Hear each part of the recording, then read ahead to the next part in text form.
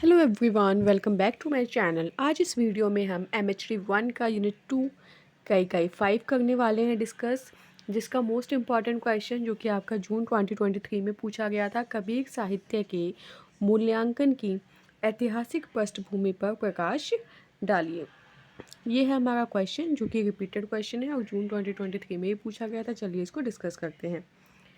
मूल्यांकन का मतलब क्या होता है, पहले हम इसे समझ लेते हैं कि मूल्यांकन क्या होता है। मूल्यांकन का मतलब होता है गुण दोषों का आकलन करना, कि हम उसमें देखें कि क्या अच्छी चीज़ें हैं क्या बुरी चीज़ें हैं। ऐतिहासिक पृष्ठभूमि का मतलब होता है इतिहास से जुड़ी हुई परिस्थिति। ठीक है, इतिहास से जुड़ी हुई क्या परिस्थिति थी उसे हमें उसका हम मूल्यांकन करेंगे, मतलब उसके गुण क्या थे, दोष क्या थे, उसमें अच्छाई क्या थी, बुराई क्या थी, उसको हम देखेंगे।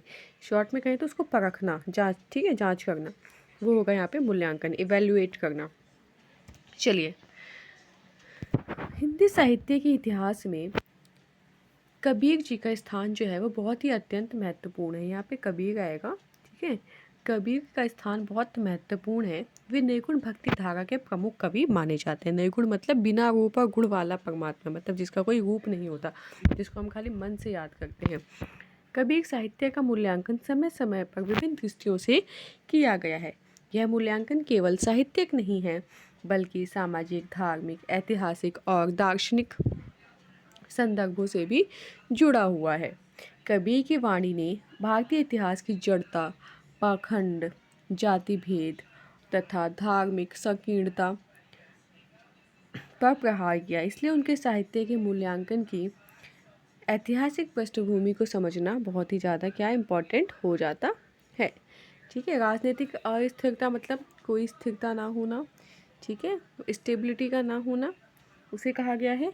और धार्मिक संघर्ष यानी कि धर्मों के बीच में जो संघर्ष होता है उसको धार्मिक संघर्ष बोला गया है। तो क्या बता रहे हैं कि वे निर्गुण भक्ति धारा के प्रमुख कवि थे। अलग अलग दृष्टियों से उन्होंने क्या किया, मूल्यांकन किया। केवल साहित्य नहीं बल्कि उन्होंने हर एक क्षेत्र में भी मूल्यांकन किया है। कबीर की वाणी ने समाज की पाखंड, जाति भेद, इन सबको दिखाया है। और उससे उनके साहित्य का जो हम कहते हैं कि उनके साहित्य का आकलन करना जो है बहुत ही महत्वपूर्ण हो जाता है। उसके बाद हम देखेंगे कबीर साहित्य के मूल्यांकन की ऐतिहासिक पृष्ठभूमि में हम पॉइंट्स देखेंगे। मध्यकालीन सामाजिक एवं धार्मिक परिस्थिति। कबीर का जो समय था भारतीय इतिहास में राजनीतिक अस्थिरता और धार्मिक संघर्ष का काल था। समाज में जाति पाति देखने को मिलती थी, ऊंच नीच, कर्मकांड और ब्राह्यचार का बोलबाला था। ब्राह्यचार मतलब दिखावटी धार्मिक आचरण में, मतलब दिखावटी धार्मिक आचरण रखना, ठीक है। हिंदू और मुसलमान दोनों समुदायों में कट्टरता, मतलब अपने विचारों पर वो लोग अत्यधिक जो अड़े रहते हैं ना कि यही होना चाहिए, अपने विचारों पे, अपने धर्म को ही सुपीरियर समझना है, इन शॉर्ट हम कह सकते हैं, ठीक है। मतलब कि अपना कट्टरपंथी, ठीक है, जैसे हिंदू धर्म को लेके या मुस्लिम लोग मुस्लिम धर्म को लेके इस तरीके से कट्टरवादी देखने को मिलता था। ऐसे समय में कबीर ने निर्गुण भक्ति का प्रचार करते हुए मानवता, प्रेम और समानता का संदेश दिया। वो मानते थे कि मानवता बहुत इंपॉर्टेंट है। निर्गुण भक्ति को मन में याद कीजिए, ठीक है, मतलब ईश्वर को मन में रखिए। वो किसी चीज़ को सपोर्ट नहीं करते थे, मतलब दिखावटी का या इस तरीके की किसी भी चीज़ को, ऊंच नीच, जाति पाति, किसी का सपोर्ट नहीं करते थे। उन्होंने मूर्ति पूजा, तीर्थ व्रत तथा मुल्लाओं और पंडितों के आडंबर मतलब होता है जो भी दिखावा, पाखंड कहते हैं, उन सब का उन्होंने विरोध किया था। इसे ऐतिहासिक पृष्ठभूमि में उनके साहित्य का क्रांतिकारी स्वर प्रदान किया। उसके बाद है संत परंपरा और भक्ति आंदोलन का प्रभाव। कबीर साहित्य का मूल्यांकन भक्ति आंदोलन के संदर्भ में भी किया जाता है। भक्ति आंदोलन ने भारतीय समाज में धार्मिक लोकतंत्र की स्थापना की है तथा अन्य संतों की परंपरा ने कबीर को प्रभावित किया। कबीर ने निर्गुण ब्रह्म की उपासना तथा आंतरिक साधना पर बल दिया। इस कारण उनका साहित्य केवल भक्ति परक न होकर सामाजिक चेतना का भी वाहक बन जाता है, ठीक है। ये यहाँ पे हमें इसका दूसरा पॉइंट है कि संत परंपरा और भक्ति आंदोलन का भी प्रभाव हमें देखने को मिलता है कि धार्मिक लोकतंत्र की स्थापना की। अन्य संतों की परंपरा ने कबीर को प्रभावित भी किया था, ठीक है। कबीर ने जो निर्गुण ब्रह्म की उपासना पर और आंतरिक साधना, मतलब कि मन की भक्ति पर बल दिया, इसलिए भक्ति परक न होकर सामाजिक चेतना का भी वाहक उन्हें बताया गया है। उसके बाद हम देखेंगे प्रारंभिक मूल्यांकन। प्रारंभिक मूल्यांकन का मतलब है कबीर के समकालीन और तत्कालीन, मतलब कबीर के समकालीन मतलब उसी टाइम के दौरान, और तत्कालीन अनुयायी मतलब जो उनके किसी के विचारों का पालन करने वाले जो होते हैं अनुयायियों ने उन्हें संत महात्मा, एक तरीके से शिष्य समझ सकते हैं, उनके शिष्यों ने उन्हें संत महात्मा और समाज सुधारक के रूप में देखा। उनके पदों और साखियों का संग्रह बीजक आदि ग्रंथों में हमें देखने को मिलता है। प्रारंभिक दौर में उनका मूल्यांकन मुख्य धार्मिक और आध्यात्मिक दृष्टि से किया गया। कबीर पंथियों ने उन्हें अवतार पुरुष और गुरु के रूप में प्रतिष्ठित किया है। आधुनिक युग में मूल्यांकन। आधुनिक हिंदी आलोचना के विकास के साथ कबीर साहित्य का नया मूल्यांकन जो है आरंभ होता है।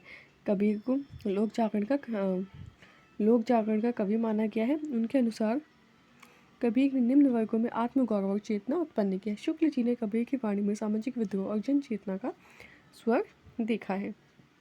शुक्ल जी ने क्या देखा है? सामाजिक विद्रोह, ठीक है, और जन चेतना का स्वर देखा है। किसने? शुक्ल जी ने, आचार्य शुक्ल, ठीक है। क्योंकि हम देखते हैं कि वो लोग वो कबीर जी जाति को नहीं मानते हैं, पाखंड, दिखावा, इन सब चीज़ों का विरोध करते हैं और मानवता को सर्वोपरि रखते हैं। इसके बाद कबीर का व्यापक और गहन अध्ययन प्रस्तुत किया गया है। उन्होंने कबीर को भारतीय संस्कृति के समन्वयवादी संत के रूप में देखा। द्विवेदी जी के अनुसार कबीर केवल धार्मिक संत नहीं थे। अब देखिए, द्विवेदी जी कहते हैं कि वो केवल धार्मिक संत नहीं थे बल्कि महान चिंतक और क्रांतिकारी व्यक्तित्व थे। उनके अध्ययन ने कबीर साहित्य के मूल्यांकन को एक नई दिशा प्रदान की। उसके बाद हम देखेंगे मार्क्सवादी एवं समाजशास्त्र की दृष्टि। आधुनिक काल में कबीर साहित्य का मूल्यांकन मार्क्सवादी और समाजशास्त्र दृष्टिकोण से भी हुआ है। आलोचकों ने कबीर को शोषित वर्ग की आवाज़ माना। उन्होंने सामंती व्यवस्था, जातिगत भेदभाव और धार्मिक पाखंड का विरोध किया है।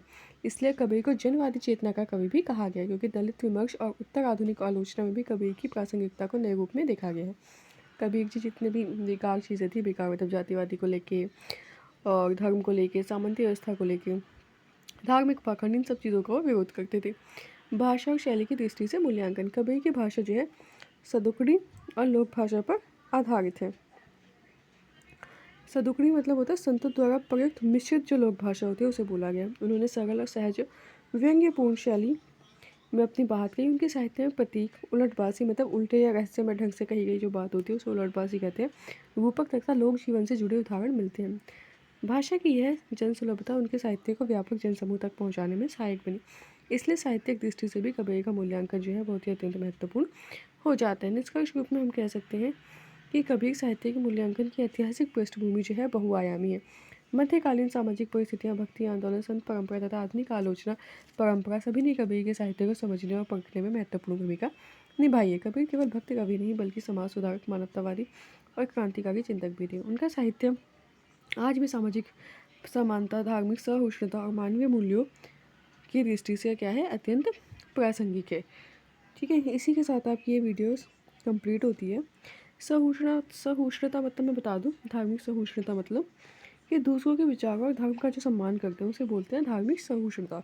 मतलब ये हम अपने धर्म का तो सम्मान करेंगे ही, साथ में उसके साथ हम दूसरे धर्म का भी सम्मान करेंगे, रिलीजियस टॉलरेंस। ठीक है, तो ये चीज़ होती है धार्मिक सहिष्णुता। मतलब कबीर का हम शॉर्ट में देखें तो वो किसी भी जो गलत चीज़ होती है समाज में, रियलिटी में, जैसे कि जाति को लेके, धर्म को लेके एंड मतलब जो भी चीज़ें होती हैं, मतलब मानवता को उतना सर्वोपरि नहीं रखा गया है, तो ये सब चीज़ों को वो विरोध करते थे।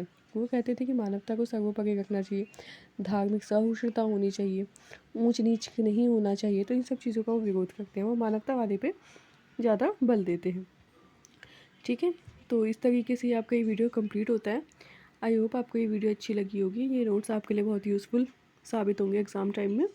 So if you like this video so please like, share and subscribe and comment section में आप इसके कबीर साहित्य के मूल्यांकन की ऐतिहासिक पृष्ठभूमि के सारे पॉइंट्स आप कमेंट सेक्शन में लिखिए।